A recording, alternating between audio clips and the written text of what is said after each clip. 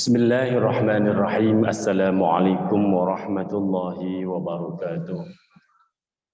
Alhamdulillah, nahmadukallah wa nusni alaika faqad khalaqnal insana fi ahsani taqwim wa hadaitana ad-dinal qawim faqulta lana fi kitabilkal karim utlu ma uhiya ilaika minal kitabi wa aqimis shalah innas salata tanha 'anil fahsya'i wal munkar wala dzikrullahi akbar wallahu ya'lamu ma tasna'un. Wa nusalli wa nusallimu al-basyirin nadhir sayyidina wa maulana Muhammadin wa ala alihi wa ashabihi wa man tabi'ahum ila yaumiddin amma ba'd.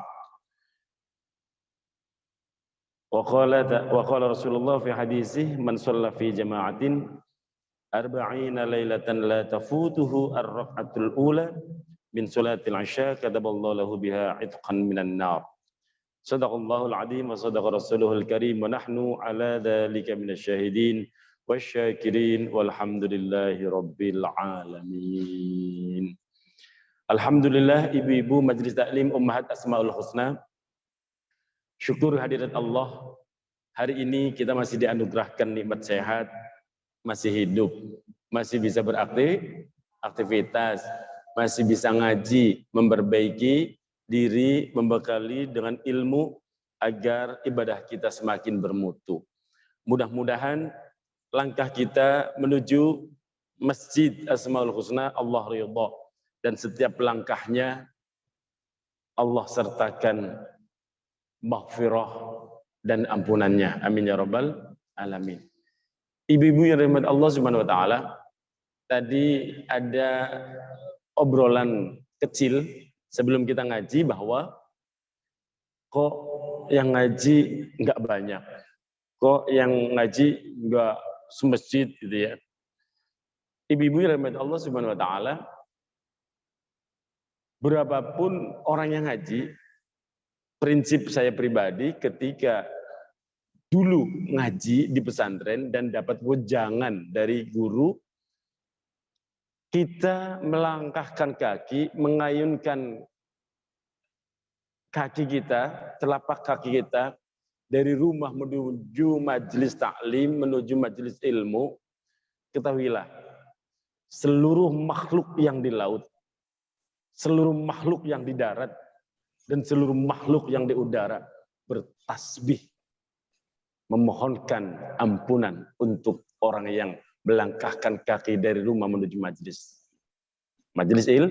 ilmu. Itulah yang memotivasi saya. Kenapa? Berapapun orangnya, ya berangkat.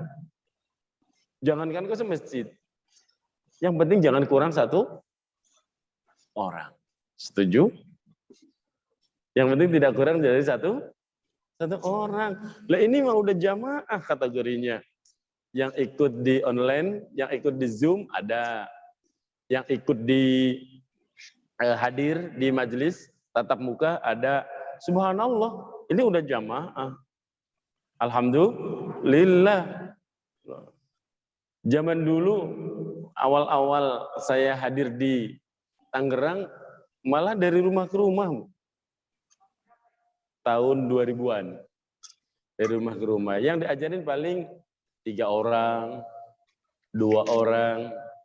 Jadi telatenin, alhamdulillah, kok banyak digabungin, ya akhirnya jadi majelis ta'lim. Tadinya cuman perorangan. Dan alhamdulillah, anak-anak yang dulu belajar, sekarang udah jadi orang. Dari dulu juga orang sih, Bu. Ya kan? Maksudnya sekarang udah ada yang jadi dokter, sudah ada yang jadi notaris, sudah ada yang jadi pilot, ya kan? Sudah ada yang pokoknya macam-macam dengan profesi yang macam-macam. Dulunya ngaji alif-alifan bersama kami itu loh. Alhamdulillah. Makanya ketika kita sudah berbekal ilmu, apapun profesinya nanti bisa menjaga minimal ibadahnya. Itu yang penting. Makanya sering bolak-balik saya sampaikan kepada siapapun. Ngaji-ngaji, walaupun kita mungkin belum benar. Kita masih setengah-setengah. Kadang ya seneng yang begituan masih, kadang ya sudah seneng yang pengajian. Bahasa orang sekarang STMJ. Sholat terus maksiat, jalan. Ya, ada yang seperti itu. Kadang ngaji tetap, walaupun mungkin kita masih setengah-setengah, masih setengah baik, masih setengah taat, masih setengah takut, ya kan? Tapi ya begitu. Kok Ustadz Aziz longgar banget? Bukannya longgar, memang Allah sudah begitu mentakdirkannya. Apa kita lupa? Surat Asy-Syamsi, ayat ke-8. Hafal nggak tuh? Ada nggak Qur'annya? فَأَلْهَمَهَا فُجُورَهَا وَتَقْوَاهَا قَدْ أَفْلَحَ مَنْ زَكَّاهَا وَقَدْ خَابَ مَنْ دَسَّاهَا. Tahu nggak? Itu 3 ayat aja. فَأَلْهَمَهَا فُجُورَهَا وَتَقْوَاهَا. Dan maka aku ilhamkan kepada jiwa manusia potensi untuk fujur. Yang pertama fujur dulu loh. Apa itu fujur? Doyan maksiat. Cenderung untuk melakukan kemaksiatan. Fujur itu artinya cenderung kepada kemaksiatan. Wataqwaha. Yang kedua baru takwa. Jadi memang dari sononya kita diciptakan 2 potensi. Ada potensi maksiat, ada potensi taat. Ada kalanya senang yang begono-begono, kadang ada yang di masjid, di pengajian, majelis taklim, sholat berjamaah, ya senang. Ya memang kita punya potensi 2 itu. Jadi, Ustadz Aziz kok longgar banget ya cara ngajarnya? Bukan longgar. Ya kita kalau lagi melihat orang yang masih belum senang datang ke majelis taklim, masih belum senang menutup aurat, masih belum senang sholat berjamaah, ya kita jangan suudzon dulu. Mungkin ada yang lebih penting dijaga, misalnya orang tua yang sakit, jadi nggak sempat ke masjid untuk berjamaah, nggak sempat dandan rapi-rapi untuk datang ke majelis taklim. Kan menjaga orang tua yang sakit juga wajib. Kita dilarang untuk suudzon. Karena memang suudzon itu dahsyat banget, Bu, efeknya. Misalnya, kenapa kita dianjurkan untuk husnudzon? Kita mengawali ngaji dengan berkisah ya. Tidak apa-apa, mudah-mudahan ini sebuah ibrah, contoh yang bisa kita ambil pelajaran. Dikisahkan, wakila adalah Syekh atau Al-Imam Hasan Al-Basri. Suatu ketika melihat di waktu yang masih siang, entah menjelang sore, 2 orang pasangan, laki-laki dan perempuan, duduk di tepi danau. Gak jauh dari pasangan ini, ada sebotol minuman. Nah, orang melihat begitu, umumnya berpikir negatif atau negatif? Negatif. Begitu pula yang terlintas oleh beliau. Siang-siang, laki perempuan, kok berpasang-pasangan di tempat umum, gak tahu malu, di pinggir danau lagi. Sampingnya botol, pasti minuman keras, pasti minuman yang gak benar. Subhanallah. Terlintaslah pikiran jelek, terlintaslah pikiran suudzon kepada 2 orang tadi. Bersamaan lintasan suudzon seorang imam tadi, di tengah danau, nggak jauh dari tempat orang yang duduk tadi, ada sampan yang dinaikin oleh 7 orang yang lagi menikmati liburan, sebut saja seperti itu. Tiba-tiba tenggelam. Sampan ini, perahu kecil, dinaikin oleh 7 orang, tenggelam. Dengan spontan, pemuda yang tadi duduk berdampingan dengan seorang perempuan, refleks, terjun. Diselamatkanlah satu-satu, yang selamat 5 orang. Kemudian pemuda tadi berbalik kepada si imam tadi yang berpikir negatif. Berbalik, wahai imam, kamu yang merasa suci, selamatkan yang tersisa 2 orang. Aku sudah menyelamatkan 5 orang. Pok, kaget. Ternyata pemuda tadi, basyirohnya, atau basyiroh, batinnya peka, tahu yang di otaknya, orang yang tadi berpikir negatif. Kamu yang paling merasa suci, selamatkan itu. Tersisa 2 orang. Nah loh, kayak digampar loh. Ternyata orang pemuda tadi yang duduk bersama seorang wanita itu ternyata bukan orang sembarangan. Yang tahu dengan basyirahnya apa yang ada di balik pikirannya orang yang ada di belakangnya. Akhirnya apa? Beliau tidak sanggup menyelamatkan yang 2. Yang 5 selamat. Pelajaran yang kemudian didapat apa? Janganlah bersuudzon wahai orang yang merasa soleh. Jangan bersuudzon wahai orang yang merasa alim. Wahai jangan bersuudzon kepada orang yang sudah merasa lebih banyak ngajinya. Tahukah perempuan yang di sampingku ini, beliau adalah ibuku. Tahukah botol minuman yang ada di sampingku, itu air mineral kalau bahasa orang sekarang. Air minum biasa. Tidak seperti yang ada di dalam benakmu, wahai orang yang merasa soleh. Ini adalah perempuan, bukan orang perempuan benar. Dan minuman ini adalah minuman arak. Atau minuman yang memabukkan. Subhanallah, ibu-ibu rahmat Allah subhanahu wa ta'ala, betapa menjaga hati ini penting. Kalau orang sudah levelnya, mau level naik tingkatan wali, itu udah gagal. Ya. Suudzon itu bikin gagal jadi wali. Halo? Bagi kita orang awam dianggapnya biasa-biasa aja suudzon.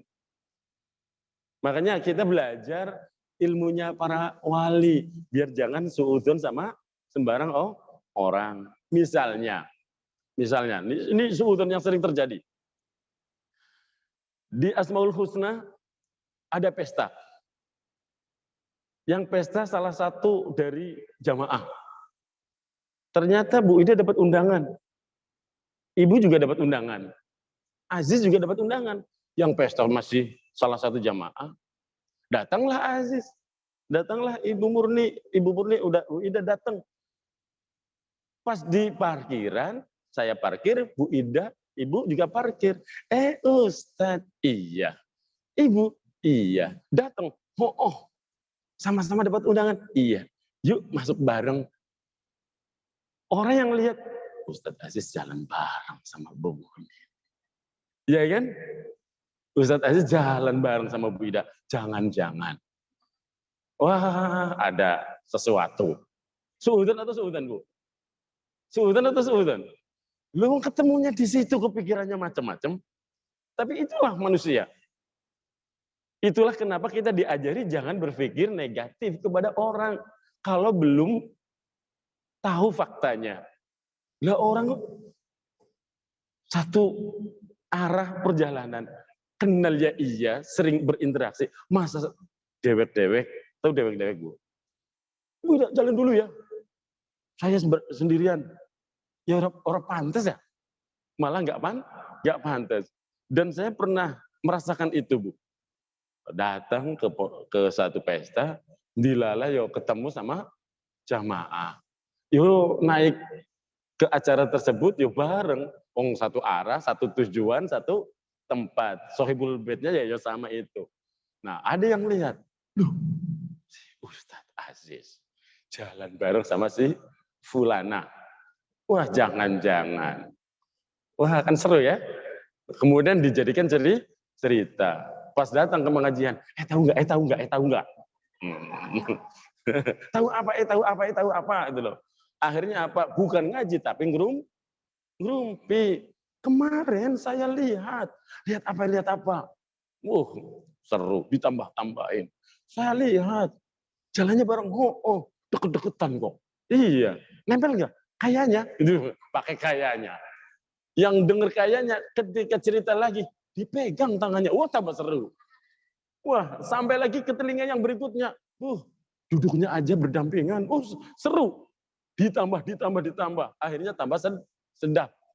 Kan satu kasih micin, satu kasih garam, satu kasih macam-macam. Itulah bahayanya suudzon, Bu. Nah, enak nggak kira-kira begitu? Nggak enak. Maka betapa suudzon itu sangat merusak batin. Apalagi kepekaan batin ketika kita kepengin wusul ilallah, kepengin merasakan nikmatnya ibadah, harus buang tuh dari dada kita sifat suudzon. Jangankan kau sesama muslim, kepada orang kafir sekalipun yang belum Islam, kita nggak boleh suudzon, kok, Bu. Iya, sekarang masih kafir. Besok lusa, minggu depan dapat hidayah, kemudian masuk Islam, siapa yang bisa menghalang-halangi? Halo? Emang bisa menghalang-halangi? Enggak.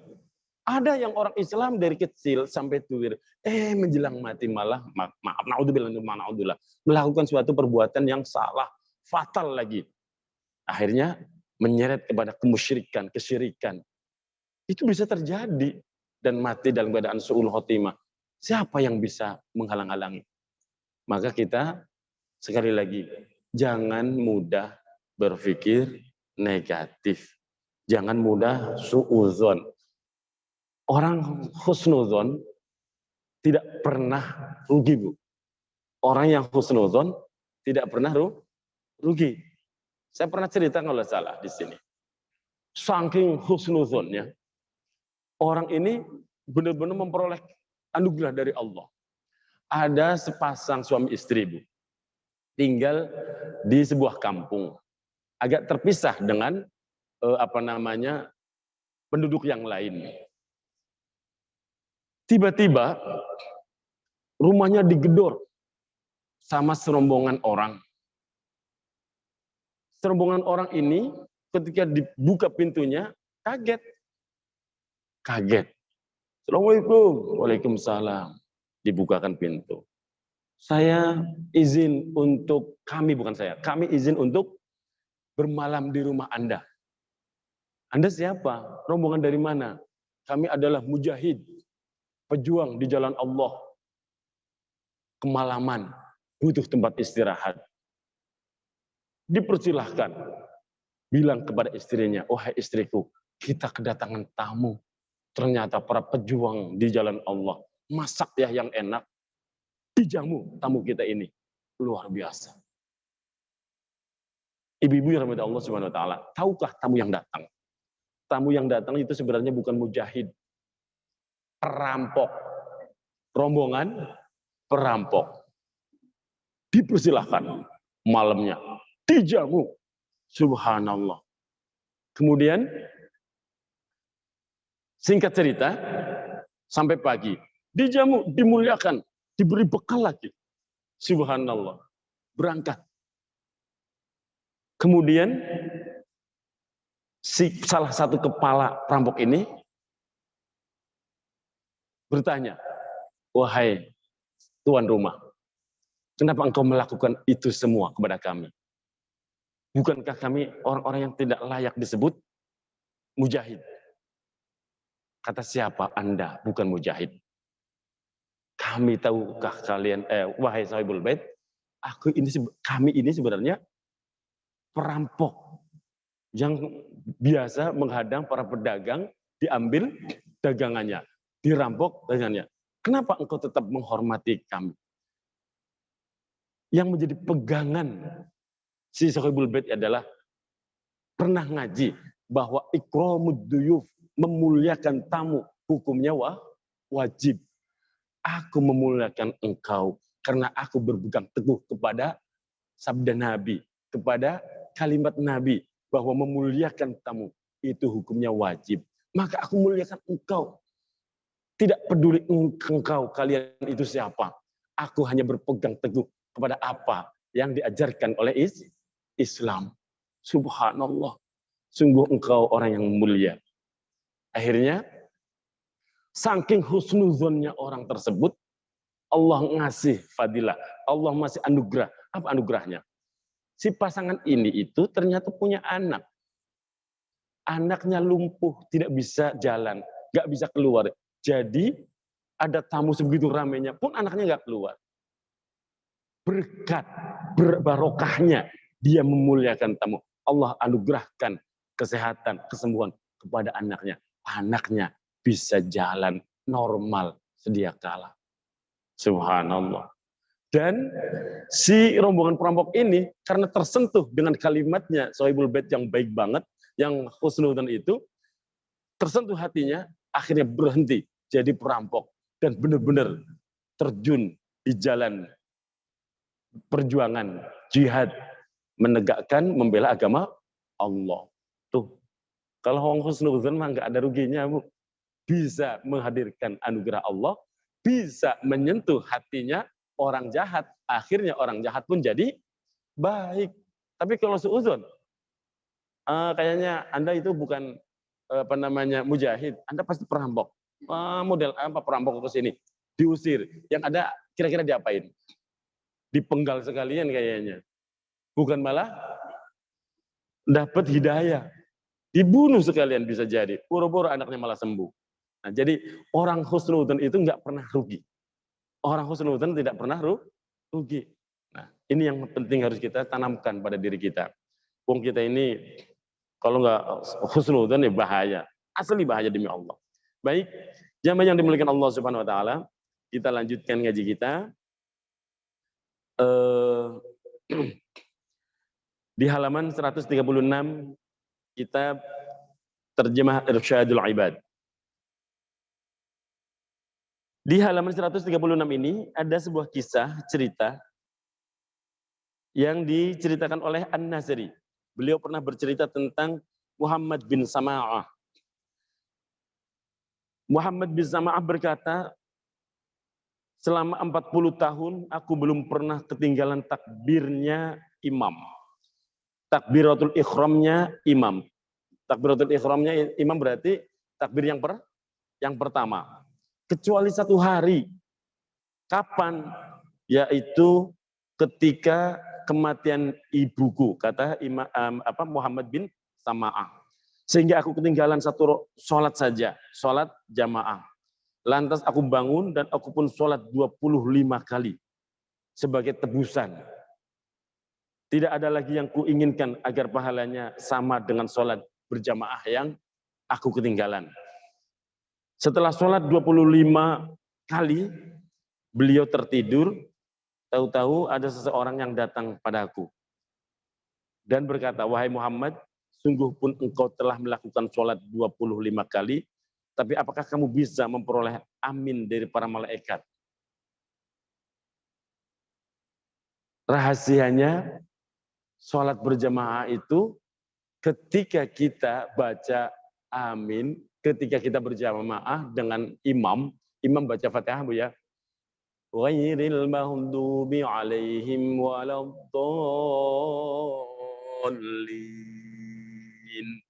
Kita jawab, emang kita doang yang amin? Enggak, malaikat di sekitar kita juga ada dan sama jawab amin. Nah, ini yang tidak akan pernah didapat oleh orang yang enggak berjamaah.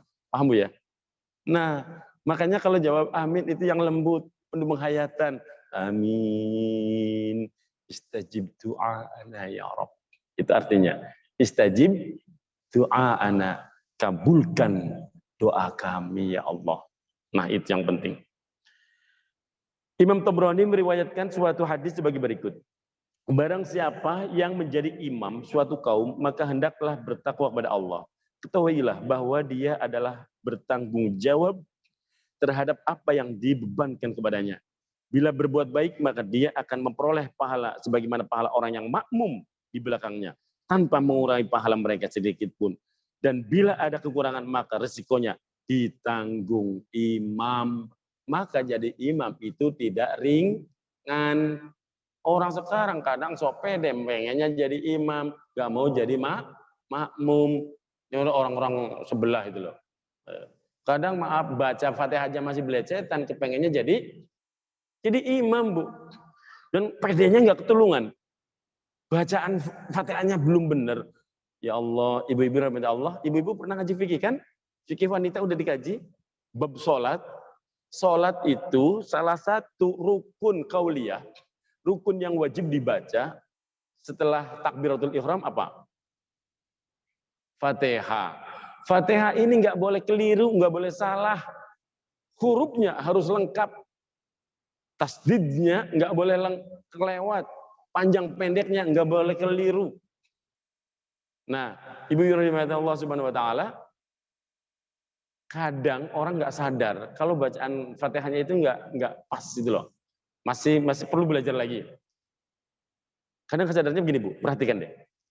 Bismillahirrahmanirrahim.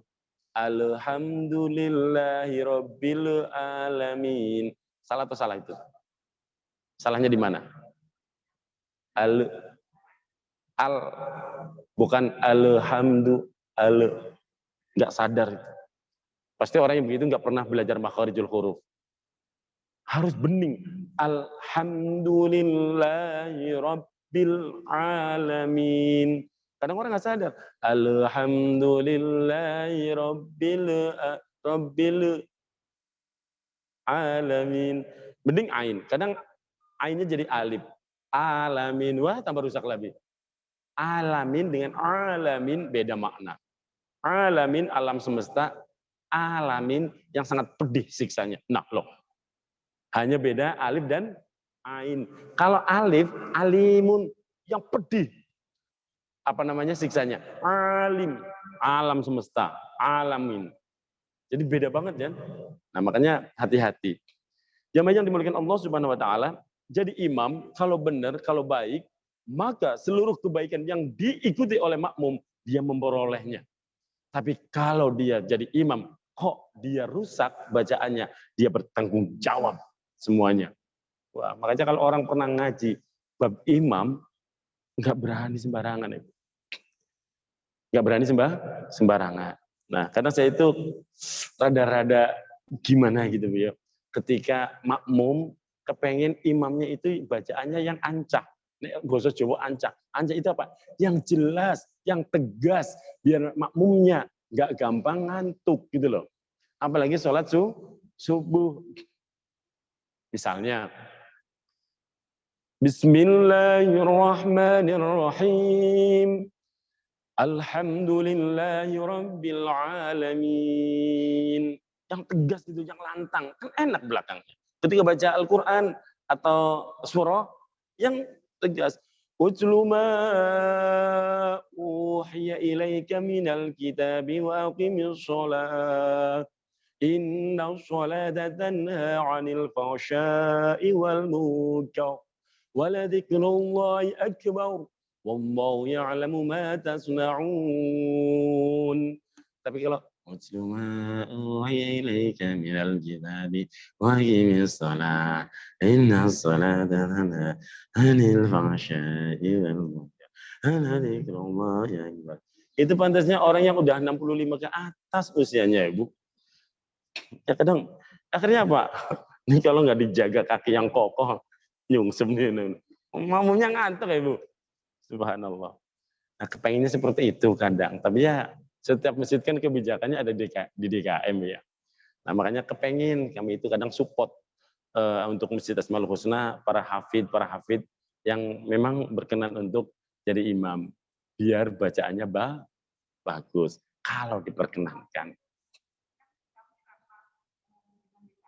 Hmm. Hmm.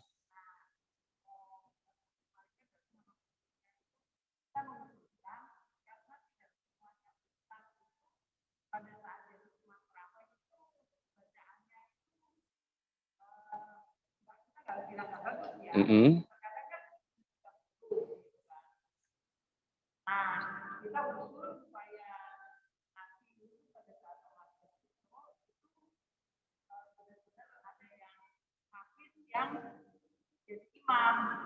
Mm-mm.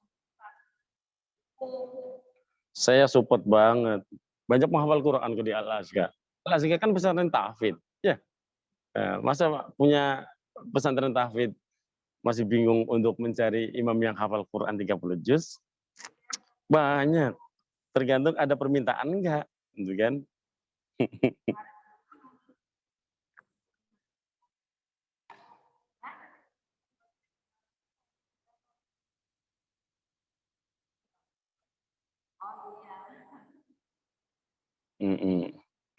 Baik, ibu-ibu yang dirahmati Allah Subhanahu wa taala. Baik, kita lanjutkan. Dari Abu Hurairah radhiyallahu an di halaman 137, Ibu, monggo dilihat. Dari sahabat Abu Hurairah radhiyallahu an, beliau berkata, Rasulullah bersabda, "Ar-rahmatu yanzilu 'alal imam, summa man 'ala yaminihi al-awwali fal awwal." Rahmat itu akan turun kepada imam, kemudian kepada makmum yang berada di belakang imam bagian kanan. Lantas berikutnya sesuai dengan urutannya. Jadi kalau kita bermakmum, ini kan bicaranya untuk laki-laki dulu, Bu, ya. Nah, kalau laki-laki, imam di depan, ambil posisi rada kanan dikit. Ya, sebelah kanannya imam. Nah, di belakang sebelah kanan. Nah, kalau perempuan, di belakangnya makmum laki-laki. Kalau memang tidak ada satir, tidak ada pembatas. Tapi kalau ada pembatas tengah, ya nggak apa-apa berdampingan. Di Madinah di batas tengah kan? Apakah kemudian di belakang banget? Oh enggak. Boleh. Zaman Rasulullah ada makmum perempuan. Kata siapa? Perempuan nggak boleh berjamaah di masjid. Kan kemarin udah dijelasin ya. Baik. Dari Thalhah radhiyallahu an berkata, Rasulullah juga bersabda, ayyuma rajulin amma qauman wa hum lahu karihuna lam yujawiz salatuhu udhunaihi. Setiap orang lelaki yang menjadi imam bagi suatu kaum sedang mereka sama benci, maka pengaruh baik sholatnya atau pahala sholatnya tidak sampai pada kedua telinganya. Ini penting. Sayang ya yang dengar mak-mak. Yang dengar mak-mak mestinya bapak-bapak ini yang nggak dengar. Setiap orang lelaki yang menjadi imam terus dibenci kaumnya, tapi pengen ngeyel jadi imam. Banyak nggak? Banyak. Mestinya bapak-bapak nih yang ngaji. Ibu-ibu kan rata-rata jadi makmum. Maka pengaruh baik dari sholatnya, pahala sholatnya itu tidak sampai pada kedua telinganya. Nggak memperoleh kemuliaan apapun dari sholat berjamaah. Bukan berarti nggak dapat pahala, Ibu ya. Artinya apa? Di sini ada pelajaran. Kita harus nyadar kalau kita bukan orang yang diingini, bukan orang yang dipengenkan, bahkan sebaliknya banyak orang yang nggak suka kita jadi imam. Boyo jangan ngotot pengen jadi imam. Makanya penting bagi kita. Alhamdulillah kalau di kota sudah agak jarang seperti ini, karena di kota rata-rata imamnya di rolling. Pagi siapa, siang siapa, malam siapa gitu ya. Jadi meminimalisir orang-orang yang mungkin ada jamaahnya kurang serp. Nah itu meminimalisir itu loh. Nah tapi kalau di daerah atau di kampung, kan biasanya dia aja seterusnya. Sebelum meninggal dunia yang nggak boleh diganti seolah-olah gitu loh. Ini istiqomah atau memang nggak mau diganti gitu loh. Satu sisi baik ya, satu sisi baik. Tapi ada yang nggak baiknya adalah ketika dia berhalangan, jadi susah, nggak ada regenerasi. Makanya termasuk jamaah yang dimuliakan Allah Subhanahu Wa Taala di tempat saya tinggal di daerah Cipondo. Dulu nih, awal-awal saya datang ke sana, itu yang namanya imam doa. Itu kayaknya ada aturan tidak tertulis. Wajib orang itu. Wajib orang itu. Mau acara apa saja, yang doa, yang mimpin harus orang itu. Mau ada yang meninggal dunia, mau akikoh, mau apa sajalah pokoknya harus dia. Ketika ada yang mengganti, seolah-olah merasa dilangkahi. Waduh, ini nggak sehat. Udah begitu orang yang merasa paling berhak untuk mimpin, bacaannya udah kacau, Bu. Kacaunya apa? Setiap hajat itu doanya beda, Bu. Orang hitan, yang dibaca doa hitan gitu loh. Orang ngasih nama anak atau puputan, atau bahasa orang sini mah potong rambut gitu ya. Ya doanya doa akikah gitu loh. Orang nikah, ya doanya doa walimatul urus. Orang kematian, ya doanya doa ihda usawab namanya. Kalau orang misalnya syukuran, entah syukuran rumah, syukuran apa saja, apa namanya, yang namanya syukuran banyak urusannya. Ya doa syukur gitu loh. Karena memang yang tahu doanya itu tok gitu loh. Acara apapun ya doanya itu gitu loh. Ada yang seperti itu, Bu. Banyak. Banyak orang seperti ini. Mbok yo yang kadung disebutnya ustadz, ngaji-ngaji. Gitu loh. Kadang ustadz juga sok ustadz sih. Nggak ngaji lagi. Bahaya itu. Makanya kadang ada orang yang bertanya ke Aziz ya, kok Ustadz Aziz kalau doa nggak pernah panjang sih? Lah ngapain doa panjang-panjang? Lagi doa panjang, nggak boleh. Bu. Doa itu Allahumma firlana dunub, itu doa. Kalau doa panjang-panjang nggak boleh. Apalagi doa pendek, nggak boleh. Ya, doa itu harus sesuai dengan hajat. Nah, akhirnya apa? Saya berusaha untuk merubah kebiasaan yang seperti itu, Bu. Ketika Aziz sudah mulai berbaur dengan masyarakat, ketika ada acara-acara seperti itu, saya jadi MC. Saya memilih jadi MC. Di sini saya lihat banyak orang pinter kok. Saya tunjuk mimpin yasinnya. Saya tunjuk yang lain mimpin tahlilannya.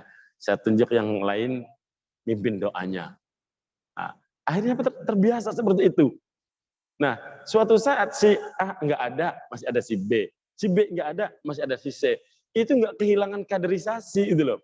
Tapi kalau orang si jito, orang itu sakit, bingung. Akhirnya apa? Biasanya itu. Nah loh, ngedidik nggak yang seperti itu, Bu? Nggak ngedidik, blas. Nah ini kalau di perkampungan masih banyak. Dan alhamdulillah kalau di komplek atau yang sudah seperti lingkungan kita sudah agak berkurang seperti ini. Jamaah yang dimuliakan Allah Subhanahu wa taala. Satu hal yang harus kita pahami, ternyata jangan sok pede kalau disebut ustadz dan suruh jadi imam. Kalau kita dibenci sama makmum, gak ada nilai kebaikan. Itu yang harus dipahami. Halo, sampaikan ke para bapak-bapak, Bu ya. Ini yang mestinya ngaji bapak-bapak nih.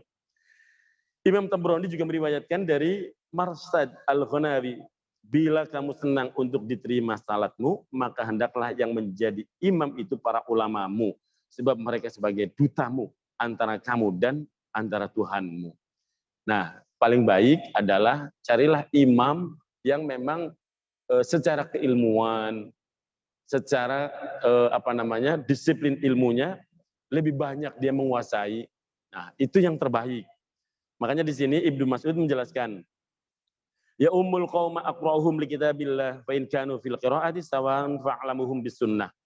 Hendaklah menjadi imam bagi suatu kaum orang yang paling pandai dalam membaca Al-Qur'an. Jadi yang paling dipilih adalah yang paling baik, paling pandai membaca Al-Qur'an. Nah, kalau sama-sama hafal Quran, maka fa'lamuhum bis sunnah. Bila mereka dalam hal membaca Al-Quran sama-sama hafal Quran, lancar Qurannya, fasih Qurannya, maka pilihlah yang lebih mengerti hadis Rasulullah SAW, yang paling banyak menguasai hadis, hafal hadisnya. Ternyata hafal hadisnya juga sama. Fa in kanu sunnati sawa faqdamuhum hijratan. Maka pilihlah yang paling lebih dulu hijrahnya. Hijrahnya lebih dulu yang mana? Nah, kalau di kita nggak ada hijrah judulnya. Nah, misalnya dia mu'alaf, sama-sama mu'alaf. Mu'alafnya duluan siapa gitu loh. Mu'alafnya duluan siapa? Kalau Qur'annya sama, pengetahuan sunnahnya sama, yang paling dulu Islamnya atau hijrahnya. Nah, fa in kanu fil hijrati sawa. Ternyata hijrahnya juga bareng berangkat semobil. Mu'alafnya bareng satu masjid, satu momen. Nah, maka faqdamuhum hijratan wa in kanu fi hijrati faqdamuhum sinnan. Bila mereka dalam hal sunnah sama, dalam hijrah juga sama. Bila mereka dalam hal hijrah sama, maka yang lebih tua usianya, nah loh, dipilih, dia lebih sepuh, tetap yang didorong maju. Wah, lebih sepuh apaan? Kan kita hari lahirnya sama. Oh iya, lahirnya sama. Terus apa kalau lahirnya sama juga? Dan seorang jangan menjadi imam di daerah kekuasaan orang lain. Pokoknya kalau ini ibu-ibu rahmatullah Allah Subhanahu wa taala, nggak mungkin ada yang sama. Qur'annya sama, hadisnya sama, hijrahnya bareng, usianya lebih tua atau lebih muda. Insya Allah pasti ada yang beda. Nah, satu hal yang harus diingat adalah seseorang jangan menjadi imam di daerah kekuasaan orang lain dan orang lain itu menjadi makmumnya. Dan jangan duduk di rumahnya ketika kamu menjadi tamunya kecuali seizin dengannya. Ini yang orang kadang nggak paham. Contoh, Aziz datang dari Cisauk ke Asmaul Husna. Apakah kemudian, oh saya hafal Quran, harus di depan, harus jadi imam? Enggak. Ibu-ibu kalau merhatikan posisi saya sholat, pasti di belakang agak kanan. Ibu perhatiin enggak posisi sholat saya? Kenapa? Aziz belajar hadis ini, Bu. Wilayah ini wilayah Masjid Asmaul Husna yang imamnya sudah ditunjuk oleh DKM. Ada Ustadz Abbas, ada Ustadz Iqbal, ada Ustadz Jamaluddin. Ada Ustadz Jamaluddin dan mungkin Ustadz yang lain. Nah, kecuali orang yang ditunjuk ini uzur, entah kurang sehat, sakit, terus bilang, Ustadz Aziz, tolong dong imamin, aku lagi kurang sehat. Baru boleh Aziz itu maju. Tapi kalau nggak ada, ya nggak boleh. Nggak boleh. Nah, apalagi di daerah. Nah, kemudian kalau kita bertamu, datang ke rumah orang, kalau belum dipersilahkan ya jangan duduk, Bu. Tapi kan beda kalau Bu Ida main ke Bu Ani, ya. Bu Ani kan panggilannya. Takutnya salah nyebut orang, bikin tumpeng lagi, bikin nama. Bu Ani. Nah. Kayak orang lain aja sih. Nah, kadang nggak usah, jangankan duduk, langsung ke dapur biasanya, Bu. Masak apa nih? Gitu. Biasanya gitu ya, Bu Ani ya. Bukan hanya duduk di bangku tamu, tapi langsung ke dapur. Masak apa nih, Bu? Apa yang bisa dituntaskan? Maksudnya dihabisin. An-nadhofatu minal iman. Maksudnya saya bersihkan nih makanannya. Alhamdulillah. Pakainya dalil lagi ya. An-nadhofatu, bilang aja lapar. Oh pakai an-nadhofatu minal iman. Gitu kan. Ibu-ibu jamaah yang dimuliakan Allah Subhanahu wa taala. Idza suwiba lis-sholati fala ta'tuha wa antum tas'auna wa wa'tuha wa 'alaikum as-sakinah. Bila sholat telah diqomati, maka janganlah kamu mendatanginya dengan berlari-lari, tapi datangilah dalam keadaan tenang. Maka rakaat yang kamu dapat, maka salatlah bersama imam. Dan rakaat yang kamu ketinggalan, maka sempurnakanlah nanti setelah imam salam. Sebab sesungguhnya seseorang di antaramu tetap diberi pahala sholat selama dia berkehendak untuk sholat. Nah ini yang kadang orang nggak tahu, Bu. Wah lari-lari. Ya udah tanya aja. Kita ahli sunnah wal jamaah yang belajar tentang pentingnya menata hati, menata lisan, menata gerakan tubuh, dianjurkan ketika sholat, datang berdiri dulu yang anteng, tata dulu fisik kita, kemudian kita baca dengan baik, Bismillahirrahmanirrahim, niatnya diucapkan di lisan, kemudian hati dituntun, usolli fardul maghribi salasa raka'atin mustaqbilal qiblati adaan ma'muman lillahi ta'ala. Allahu akbar. Nah, itu saja kadang ketika takbiratul ihram di mana hati harus benar-benar menunaikan niatnya. Kadang maaf kita menggentayangan kemana-mana. Nggak fokus. Apalagi maaf, datang nih setengah lari. Allahu akbar. Kira-kira niatnya di mana? Maka saya kurang seret. Bukan masalah seretnya. Dibimbing saja hatinya. Kadang kita nggak khusyuk, apalagi hanya lari-lari kemudian wah akbar. Dituntun dulu. Ini dalilnya. Kita apabila datang ke masjid untuk sholat, kemudian sudah qomat, kita nggak dianjurkan untuk lari-lari.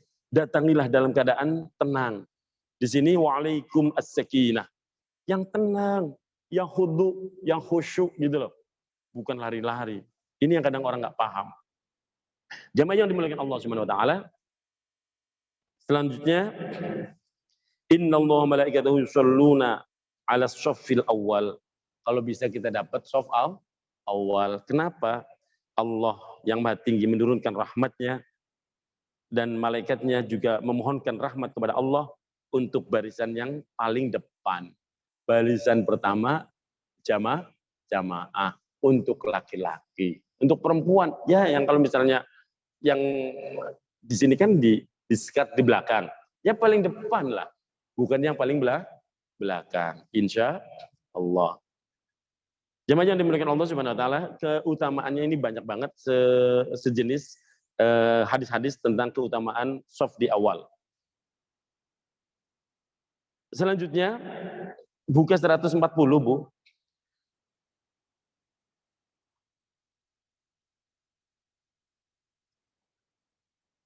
Di hadis yang tengah-tengah. Ama yahsya ahadukum idza rafa'a ra'sahu qabla al-imam ayaj'alallahu ra'sahu ra'sa khimarin aw yaj'alallahu suratahu surata khimarin. Ini penting bagi kita yang berjamaah. Jangan sekali-kali kita sebagai makmum itu duluin imam. Jangan sekali-kali kita sebagai makmum duluin imam dalam gerakan. Apakah seorang di antara kamu tidak takut bila mengangkat kepalanya sebelum imam? Kepalanya dijadikan oleh Allah sebagai kepala keledai atau khimar, atau rupanya dirubah sebagaimana rupa khimar atau keledai. Na'udzubillah. Sholat tapi malah kita nggak pas, nggak dapat pahala yang sesungguhnya. Jadi kalau sholat jangan duluin imam. Di sini ada yang lebih tegas lagi. Man rafa'a ra'sahu qabla al-imam aw wada'ahu fala sholatalah. Barang siapa yang mengangkat kepalanya atau menurunkan sebelum imam, maka sholatnya tidak sempurna. Tidak sempurna itu maksudnya adalah tidak memperoleh pahala berjamaah. Sholatnya sah, insya Allah sah. Tapi dia nggak memperoleh pahala berjamaah. Maka disebut tidak sempurna. Nah, disebutlah sholat lahu itu bukan, enggak, percuma sholatnya. Bukan. Kalau berjamaah ya harus ikut imam. Kalau duluin imam, ya itu namanya nggak berjamaah. Oleh karena itu, jangan sampai kita sholat berjamaah tapi nggak dapat nilai kesempurnaan berjamaah. Tersebab duluin imam. Ditegaskan lagi dalam sebuah hadis dari Sayyidatina Aisyah di halaman 141, paling atas. La yazalu qaumun yata'akhkharuna 'anis shaffil awwal hatta yu'akhiruhumullahu finnar. Tiada hentinya suatu kaum terlambat dari barisan yang pertama dalam berjamaah sehingga Allah yang mengakhirkan mereka sehingga masuk ke neraka. Naudzubillah, jangan sampai. Jangan sampai. Artinya apa? Yang dimaksud di sini adalah jangan sampai mengakhirkan kita, sholat kita, apalagi gampangin sholat berjamaah, mengakhirkan, akhirnya mereka justru malah masuk ke dalam nerakanya Allah Subhanahu wa taala. Ini penting agar kita lebih hati-hati lagi. Jamaah yang dimuliakan Allah Subhanahu wa taala, setelah ini kita akan membahas tentang bab sholat Jumat. Tapi lihatlah di halaman 142 tentang syarat-syarat makmum. Perhatikan baik-baik Ibu-ibu, saya baca agak singkat saja.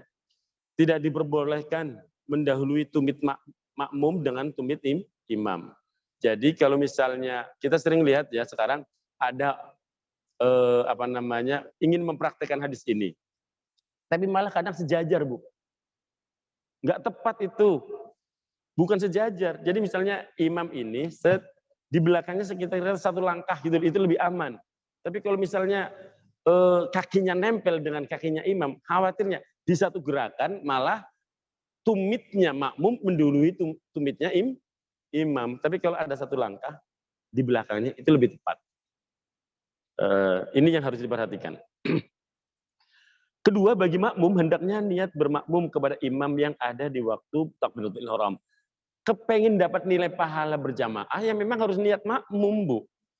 Makmuman lillahi ta'ala. Kalau nggak ada sebut niat makmum, ya kayak sholat sendirian.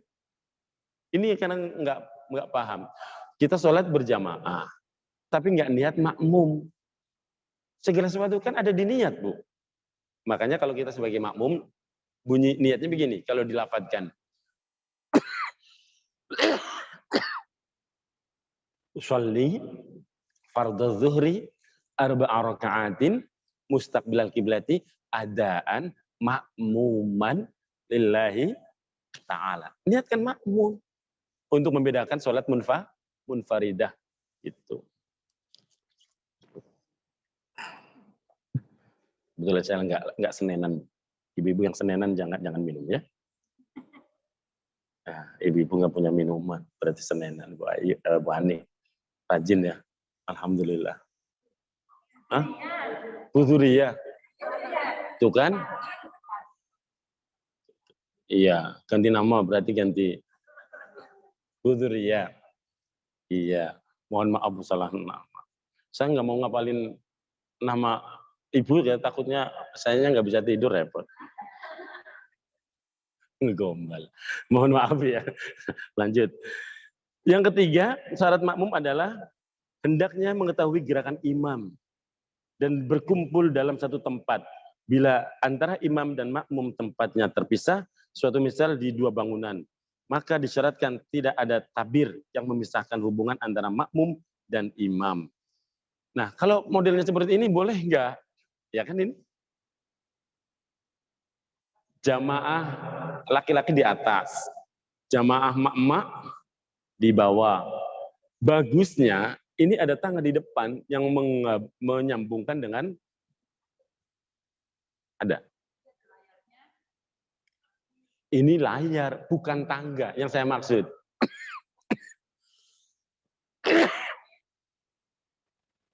Ajak udahan kali Bu ya. Ajak udahan kali ya, Bu Diri ya.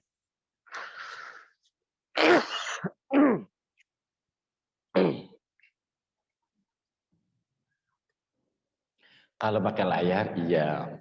Itu ijtihadnya ulama sekarang. Selagi masih satu bangunan, boleh.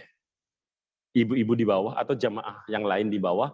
Kalau Jumat kan di sini juga banyak bapak-bapak ya. Itu boleh. Tapi yang paling ideal makmum bisa mengetahui gerakan imam. Sekarang zamannya canggih. Baru ada monitor begitu, bukan baru sekarang, Bu. Iya kan? Zaman apa namanya, jangankan zaman Nabi, jangan sahabat tabiin, jangan Imam Syafi'i. 20 tahun sebelum ini juga susah, ya kan? Makanya sekarang ada ijtihad dari para ulama mutaakhirin, ya boleh ketika udah kondisi apa namanya masjidnya seperti ini. Cuman yang masih beda jawabannya ketika saya ngulik sama Kiai begini Bu. Nanti ibu-ibu nanya ya sama Kiai. Kiai, saya mau nanya. Nanya apa? Contohnya Masjid Asmaul Husna. Bawah kan disebutnya ruang serbaguna. Atasnya masjid. Sebenarnya yang disebut masjid itu dari bangunan tanah sampai ke atas atau yang satu lantai saja. Nah, kalau ya, jawabannya si Kiai itu dari tanah sampai atas. Berarti ketika yang lantai bawah itu disewakan untuk hajatan, untuk resepsi, di dalamnya ada dangdutan, itu berarti dangdutan di dalam masjid atau gimana Kiai? Itu nanya ya. Nanya. Hukumnya bagaimana dangdutan di masjid? Sementara kadang maaf penyanyinya juga terbuka. Terbuka apanya? Ya udahlah nggak usah dibahas. Terbuka pakaiannya gitu loh. Nah, bagaimana hukumnya ketika bawah untuk resepsi dengan iringan musik yang macam-macam tergantung Sohibul Hajat. Sohibul Hajat senangannya pop, ya yang nyanyi lagu-lagu pop. Yang senangnya dangdutan, ya dangdutan. Yang senangnya koplo, ya koploan. Yang senangnya campur sari, ya campur sari.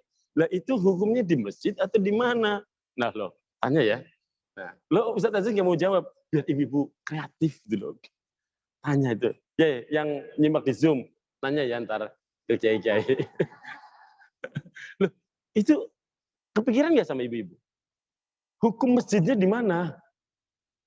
Hukum masjidnya itu hanya di lantai 2 tok, atau hukum masjidnya itu termasuk di lantai 1, lantai dasar. Nah, ini penting, biar kita nambah ilmu. Oh, Ustadz Aziz nggak langsung jawab, lah itu mah gampang. Oh, saya lagi ngasih PR, biar ibu-ibu ngaji, ya kan? Tanya sama apa namanya ustadz-ustadz yang lain. Nanti dibikin kesimpulan. Kiai ini begini, Kiai fulan begini. Ibu-ibu nggak usah banding-bandingin, nggak usah. Semuanya ilmu penting, kumpulin. Informasi itu kumpulin. Sumber dalilnya dari mana? Atas dasar apa pertimbangannya? Nah, itu yang penting, Bu. Penting. Nah, Bu Ida, Bu Dria, Bu Murni, yang lain saya nggak hafal namanya. Ibu Bu Atut, Bu Bu Lia, Bu Ita. Pokoknya ibu-ibu semua lah, nggak ada yang bapak-bapak. Iya. 6, 7 saya. Alhamdulillah. Ibu-ibu yang rahmat Allah Subhanahu wa taala, ini penting untuk kita. Kenapa? Ini bukan hanya di Masjid Asmaul Husna, banyak masjid lain. Wong saya pernah di Atin yang hajat orang kaya, Atin yang disewa. Oh, di atas hal minggu itu ada ceritanya tasmi'ul Quran. Simaan Quran. Di atas baca Al-Quran, di bawah dangdutan. Iki sing konslet sopo gitu. Jangan-jangan panitianya itu Rasdan. Tahu Rasdan? Setengah waras, setengah edan. Susah komentarnya. Nah, ibu-ibu saya kasih tugas, nanya ke para kiai. Nanti informasinya bagikan ke kami juga. Nah, itu asik loh, Bu. Ngajinya itu, status masjidnya itu di mana, Kiai? Semuanya atau per per level saja atau per tingkat saja. Ya. Jadi kalau misalnya per tingkat saja, yang boleh tahiyatul masjid di atas doang, di bawah nggak boleh dong. Yang dihukumi masjid katanya di atas toh, berarti di bawah bukan dong. Ya kan? Yang boleh iktikaf di atas doang, di bawah enggak. Oh, konsekuensi hukumnya itu merembetnya itu banyak, Bu. Asik loh. Nah, itu cara berpikirnya kiai. Nah, ibu-ibu saya ajak berpikir itu loh. Saya ajak berpikir. Berpikir cara berpikirnya kiai. Melihat sesuatu itu jangan, rame ya Asmaul Husna. Kadang kalau Sabtu Minggu ada hajatnya, ada yang resepsi, kadang disewa untuk pertemuan apa. Iya, di atasnya masjid. Sekarang yang dihukumi masjid atas bawah atau atasnya saja. Kalau misalnya atas bawah, lah ketika ada dangdutan, hukumnya bagaimana? Berarti dangdutan di dalam masjid. Oh, bukan masjid. Lah berarti nggak boleh dong i'tikaf. Nggak boleh dong tahiyatul masjid. Nggak boleh dong. Nah, rentetan hukumnya itu ke sana. Itulah cara berpikirnya kiai atau ulama. Nah, mau belajarlah. Tanya lagi ya. Nah, ini PR. Amin ya robbal alamin. Baik. Syarat makmum berikutnya, hendaknya makmum menyesuaikan kepada imam dalam kesunahan yang bila tidak ditiru akan tampak perbedaannya. Nah, contoh. Imam kunut, ya ikut amin, apa susahnya? Imam tasyahud awal, ya ikut tasyahud awal. Tasyahud awal itu sunnah loh, Bu. Halo? Udah paham kan kemarin? Tasyahud awal itu sunnah. Tapi kalau ketinggalan wajib sujud, dianjurkan sujud sahwi. Nah, kelima, tidak diperbolehkan mendahului imam dengan 2 rukun fi'liyah sekalipun pendek. Nah, ini penting. Jangan sampai ketinggalan imam ketika kita bermakmum 2 rukun fi'liyah berturut-turut. Contoh, berdiri, rukun fi'liyah 1 tuh, berdiri. Ruku 2. Jangan sampai ketinggalan i'tidal.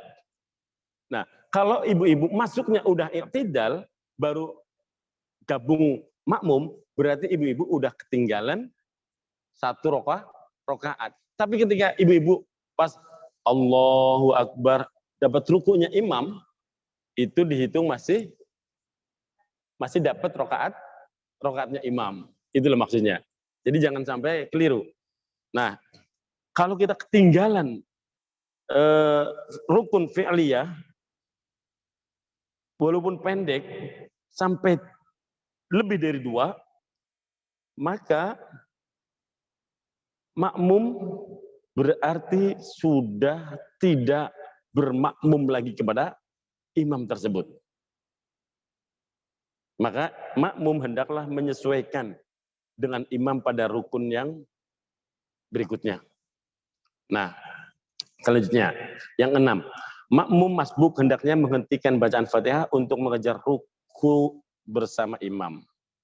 Kalau kita masbuk, Allahu Akbar, kok kita baru Bismillahirrahmanirrahim, Alhamdulillahirabbil alamin, Arrahmanirrahim. Imam sudah Allahu Akbar, ruku.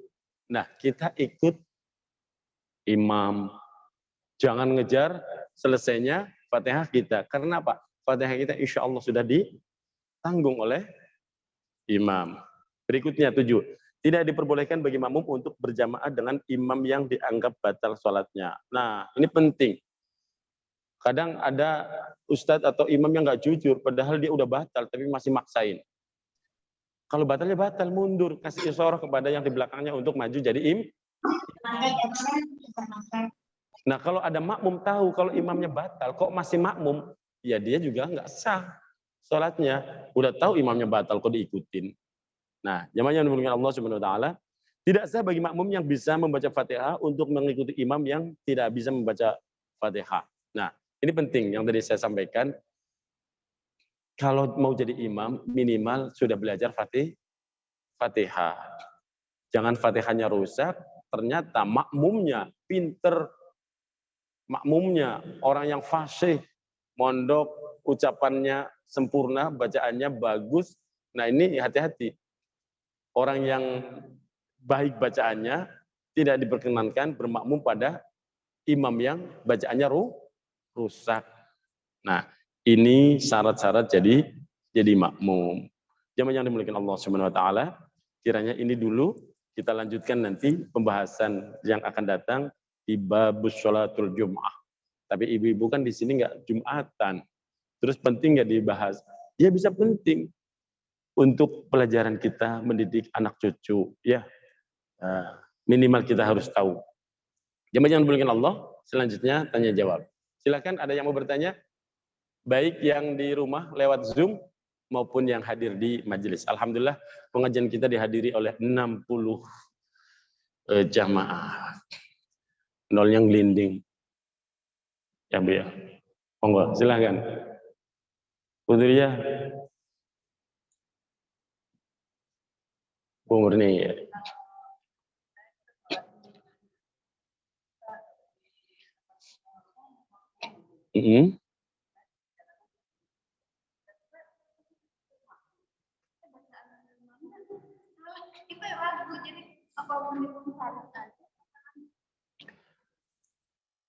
Kita lagi makmum. Di tengah makmum kita menyimak bacaan imam itu rada kurang pas, kurang fasih, atau ada yang keloncat bacaannya, atau mungkin panjang pendeknya kurang tepat gitu ya. Baik, itu aja.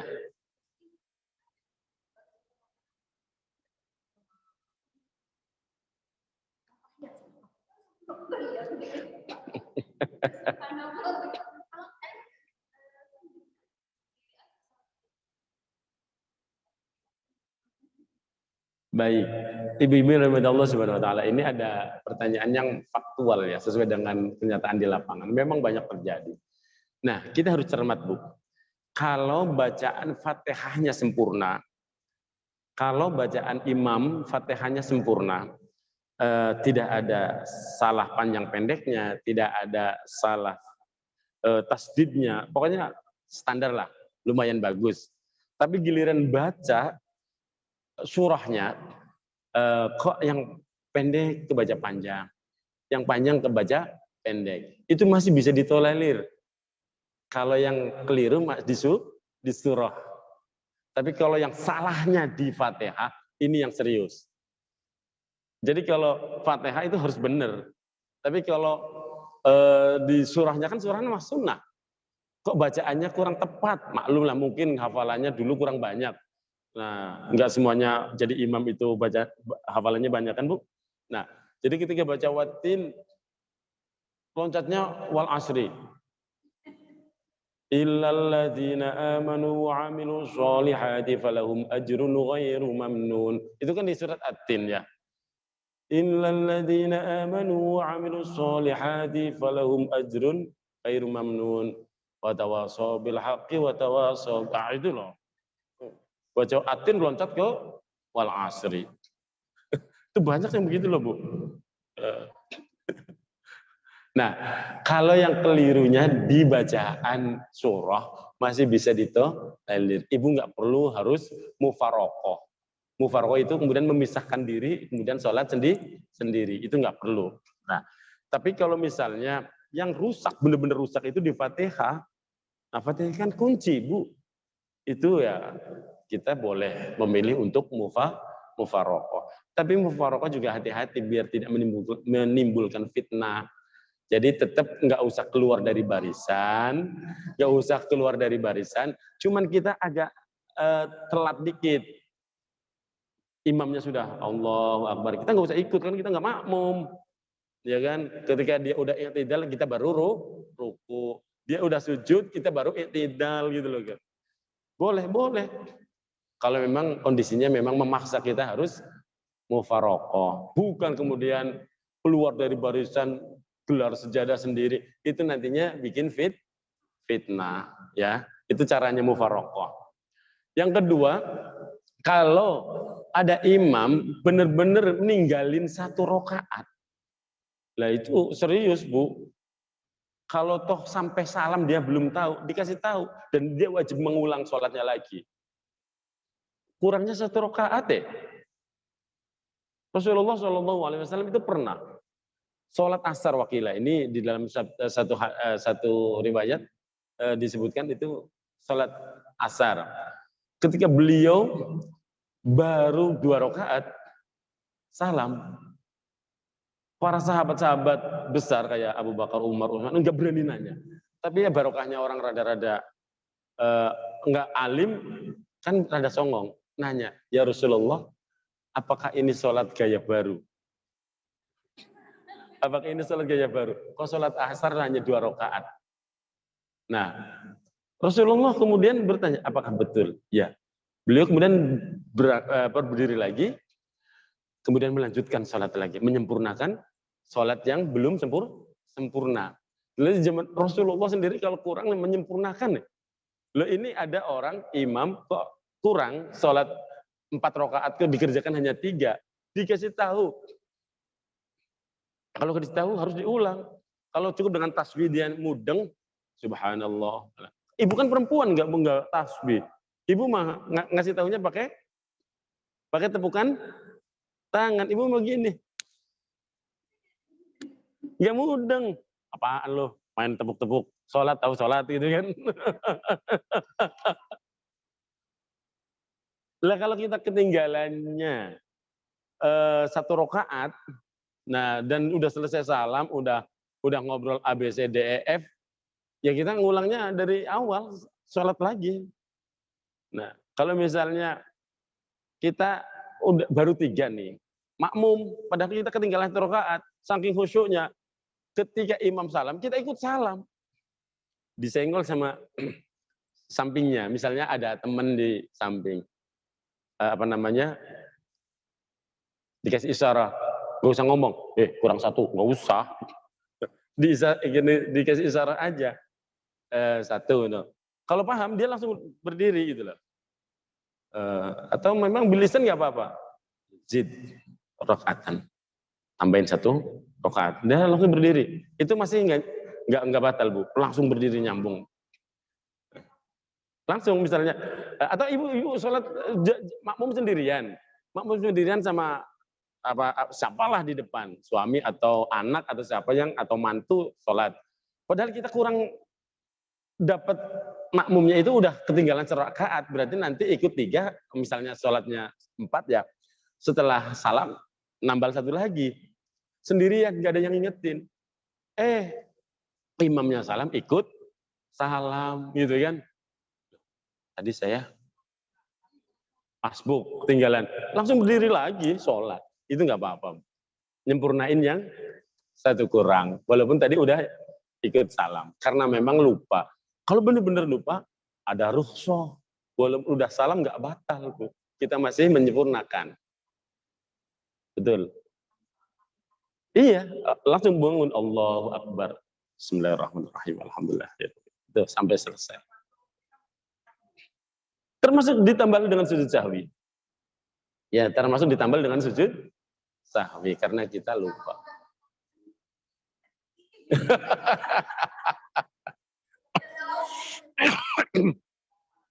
Kalau udah buka mau kena, udah selonjor baru teng. Ya Allah, tadi saya itu sholat baru 2 rakaat, kok ikut salam? Atau baru 3 rakaat, kok ikut salam? Berarti saya kurang 1, tapi udah dikelontong semua. Ya ulang lagi dari awal atau ibu. Ah si ibu ayah-ayah wae. Tapi memang bisa terjadi ya, seperti itu. Baik, ibu-ibu yang di rumah ada yang mau bertanya, silahkan. Saya Pak Ustadz. Yang tadi, monggo. Ya. Kalau nambah begitu, kita tahiyat akhir apa ya? Apa tahiyatul akhir apa kita tambah? Gimana yang pertanyaannya diulangi lagi? Jadi kalau kita sholat ketinggal baru 2 rakaat, misalnya asar, masih kurang 2. Begitu habis salam, kita sadar, langsung berdiri. Kita tambah 2. Terus kita pakai tahiyat lagi nggak? Tahiyatul akhir pakai nggak? Baik. Baik, Eyang, ada pertanyaan bagus banget dari Eyang tadi. Kita sholat asar misalnya, baru 2 rakaat, nggak ngeh kalau kita lagi sholat fardu, ingatnya sholat sunnah. Baru 2 rakaat kok udah salam, assalamualaikum warahmatullahi wabarakatuh, la ilaha illallah, itu sholat wajib. Langsung bangun, karena memang kita niatnya sholat asar. Terus tetap baca Fatihah lengkap, ruku lagi sampai 2 rakaat. Nanti ada tahiyat akhir lagi, Eyang. Oh gitu. Terus salamnya gimana kalau nggak ada tahiyat akhir? Iya. Ya kan? Tetap tahiyat akhir di yang kedua berikutnya, ya tahiyat baca sempurna dari at-tahiyatul mubarakatus sholawatut thayyibatillah sampai fil alamina innaka hamidum majid. Assalamualaikum warahmatullahi wabarakatuh. Kalau mau ditambah dengan sujud sahwi itu lebih bagus. Oh gitu. Jadi sebelum salam, setelah fil alamina innaka hamidum majid, Allahu akbar, subhanamal la yanamu wala yasbu. Nah, duduk, tasbih, sujud lagi, subhanamal la yanamu wala yasbu 3 kali, bangun, langsung assalamualaikum warahmatullahi. Assalamualaikum warahmatullahi. Caranya begitu, Eyang. Oke, terima kasih Pak Ustadz. Jadi yang paling penting di antara yang kita bahas adalah apapun judulnya, yang penting di awal niatnya nggak boleh salah. Niatnya nggak boleh salah. Ini berlaku untuk seluruh ibadah, apalagi sholat. Niat sholat asar, ya niat sholat asar. Niatnya ya harus karena Allah, nggak boleh karena yang lain. Makanya dituntun dalam lafaz niat, usolli fardhu zuhri misalnya zuhur, 4 rakaatin mustaqbilal qiblati adaan ma'muman lillahi ta'ala. Allahu akbar. Niatnya nggak boleh keliru. Ya niat zuhur ya harus niat zuhur. Karena Allah, ya karena Allah. Nggak boleh karena yang lain. Nah, di dalam perjalanannya, loh kita ada lupanya. Ya namanya manusia. Namanya manusia. Dapat rukhsah kalau benar-benar lupa. Tapi kalau ngelupa ini yang bermasalah. Nah, jadi nggak boleh diniatin nggak boleh niat yang keliru, itu nggak boleh. Niat harus benar. Begitu pula ibadah-ibadah yang lain. Misalnya niat ibadah haji, ya harus karena Allah, nggak boleh karena yang lain. Di dalam perjalanannya, ini juga penting. Ada orang yang salah paham begini, Bu. Ibadah nggak boleh sambil minta sesuatu urusan dunia, gitu loh. Nggak boleh minta-minta yang urusan dunia. Jangan begitu. Niat ibadahnya harus karena Allah. Di dalam perjalanan ibadahnya ada doa. Bacalah doa itu. Kata siapa berdoa urusan dunia nggak boleh? Bahkan di dalam sholat sekalipun Allah menyelipkan doa permintaan urusan dunia. Di mana? Ketika duduk di antara 2 sujud. Rabbi firli warhamni wajburni warfa'ni warzuqni wahdini wa'afini. Nah itu doa, kok nggak boleh berdoa, nggak boleh minta sesuatu dari Allah. Haji, karena Allah, nggak boleh yang lain. Di dalam perjalanan haji boleh nggak minta? Ya boleh. Puasa harus karena Allah. Tapi dalam masa puasa dari fajar sampai maghrib boleh nggak berdoa? Boleh. Kenapa enggak? Jadi jangan keliru sama orang yang Allah alam ngajinya di mana itu. Katanya sholat mau sholat aja, nggak boleh minta. Ibadah mah ibadah aja, nggak boleh minta urusan dunia. Cekak amat, cekak pendek amat cara berpikirnya. Allah sendiri mengajarkan lewat Rasulnya, dipraktekkan para sahabat, tabiin, para ulama mempraktekannya begitu. Di dalam doa-doa ketika kita menunaikan manasik, tawaf, doa. Emang doa isinya apa? Yang minta selamat dunia, selamat akhirat. Keberkahan dunia, keberkahan akhirat. Ketika kita sa'ibu bolak-balik 7 kali itu loh. Itu apa yang diminta di dalam doa? Ya nggak kurang-kurang doa masalah dunia, masalah akhirat. Kok nggak boleh? Itu cara pikirnya gimana gitu loh. Puasa dari fajar sampai maghrib nggak boleh berdoa urusan dunia. Gimana ceritanya? Wong lagi puasa juga kita malah cari dunia. Buktinya apa? Kerja. Halo, mak-mak rajin bikin makanan di dagang. Itu malah jadi dunia. Lagi puasa, apalagi doa. Wong nyari duit aja boleh. Itu cara berpikirnya itu yang keliru kalau menurut saya. Orang yang mengatakan nggak boleh berdoa gitu loh. Paham ya? Baik. Jadi niatnya nggak boleh salah. Adapun ketika ada keliru-kelirunya, mudah-mudahan Allah memaklumi kita. Amin ya robbal alamin. Sudah ya? Ya, satu lagi terakhir. Oh, nggak dikasih.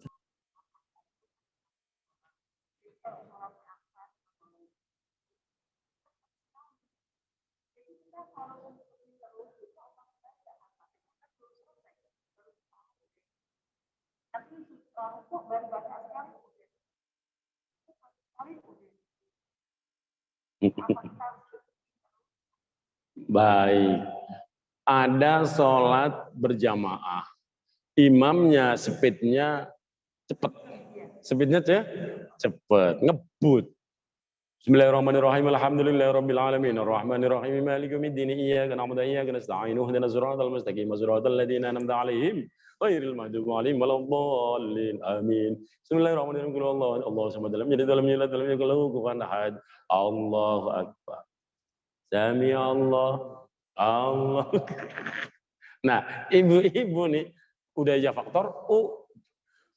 faktor, jangan bilang usia, umur, sama aja ya. Nah, ngikutin imam yang gerakannya cepat. Ya, karena kebanyakan di tarawih bukan hanya zuhur asar saja, Bu. Selama kita dudulnya jadi makmum, ya berusahalah ikutin gerakan imam. Imamnya ngebut, ya ikut ngebut. Bacaan kita baru sekali kok udah bangunnya ikut. Bismillahirrahmanirrahim. Alhamdulillah. Iya kan namanya. Dia udah Allahu Akbar, ya ikut imam. Kan tadi udah dijelasin, imam tanggung jawabnya berat. Baiknya jadi keberkahan untuk makmumnya. Kalau ada jeleknya dia nanggung sendiri. Gitu lah, Bu. Ibu nggak ikut nanggung.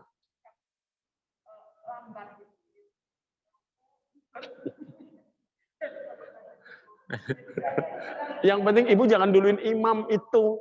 Kalau makmum ketinggalan imam, kalau makmum ketinggalan imam masih dimaafun. Jadi kalau imam disalip sama makmum itu yang masalah itu loh, Bu. Jadi judulnya selama kita jadi makmum, ya ikut imam. Imamnya ngebut, ya ikut ngebut. Walaupun ngap-ngapan. Gitu loh, Bu. Ya kan begitu. Kenyataan yang di lapangan kan begitu. Makanya bersyukur, alhamdulillah di Indonesia rata-rata masjid gede, khususnya di perkotaan, itu yang dipilih ketika taraweh yang 8. Ya. Yang 8 itu bukan masalah dalil karena memang masalah malas. Pengennya yang singkat termasuk di Masjid Asmaul Husna. Iya. Kalau menurut dalil, Bu, seluruh imam madhab yang masyhur yang 4, Imam Hanafi, Malik, kemudian Syafi'i, Hambal, semuanya pakainya 20 kok. Berarti sampai ikut siapa? Dipromosikan 8 rakaat itu oleh Al-Albani. Ulama kemarin, akhir abad 20, orang kemarin. Berarti satu sisi ibu-ibu benci sama orang itu, tapi salah satu ajakannya, bukan ajarannya, ajakannya. Kalau ajaran memang mestinya kita ikutin ajarannya para sahabat tabi'in yang sudah terakui kebenarannya. Ini orang baru kemarin malah diikuti. Ikutnya yang 8 plus 3 11. Itu faktor ngirit. Ya kan? Nah, Istiqlal 20. Iya. Di tempat saya 20. Nah, ibu-ibu kalau diajak 20, apalagi bacaannya pelan, alhamdulillah kalau di tempat saya bacanya satu kaca ya. Satu rakaat. Jadi 2 rakaat, satu lembar, 2 halaman. Bacaannya tapi memang rada cepet, Bu. Intonasinya rada cepet. Paling antara 4 menit, padahal walaupun hanya 2 rakaat misalnya, hanya 2 halaman. Bacanya memang rada cepet. Ibu-ibu namanya contoh. Bismillahirrahmanirrahim. Alhamdulillahi rabbil alamin arrahmanir rahim maliki yaumiddin iyyaka na'budu wa iyyaka nasta'in. Ihdinas siratal mustaqim siratal ladzina an'amta 'alaihim ghairil maghdubi 'alaihim waladdallin. Amin. مثلهم كمثل الذي استوقد نارا فلما أضاءت ما حوله ذهب الله بنورهم وتركهم في ظلمات لا يبصرون صم بكم عمي فهم لا يبصرون أو كصيب من السماء في ظلمات ورعد وبرق يجعلون أصابعهم في آذانهم من الصواعق حذر الموت والله محيط بالكافرين. Allahu Akbar. Kalau sudah 8 pakainya kulhu, ya cepetnya nemen ya. Bu ya kalau 4 nggak apa-apalah. 4 salam maksudnya berarti 8 rakaat. Bu ya bacaannya yang rada panjang dikit, kenapa sih? Pilih yang hafid-hafid itu loh. Tadi dipesinin, Ustadz minimal sehalaman. Siap, pasti begitu. Jadi hitung-hitung kita juga mudarosah. Murajaah Al-Quran, tasmi'ul Quran. Tapi kalau bacaannya yang kayak imam-imam yang biasa di sini, wa in qala rabbuka lil malaikati inni ja'ilu fil ardi khalifah. Makmum yang ngantuk. Qalu ataj'alu. Tapi kalau beatnya rada itu cepet kayak itu.